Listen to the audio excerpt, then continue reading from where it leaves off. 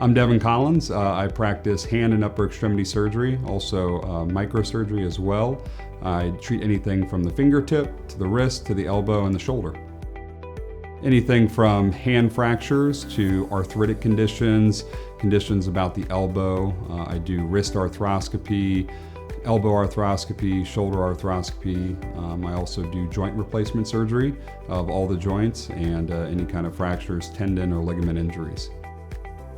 I treat all patients as if they were a family member. I'm a former athlete, a collegiate athlete, so I take a team-based approach to treating all of my patients. I think it's very valuable to have everyone involved, from the therapist to the staff to radiology to everyone in the hospital, as well as the surgeon, to make sure that they get the best outcome possible.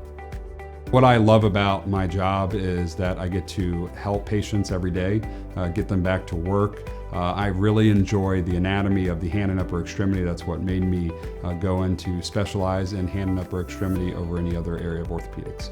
You come to Florida Orthopaedic Institute to receive the best care. We have all fellowship trained orthopedic surgeons and all the specialties. We also have diagnostics, therapy on site.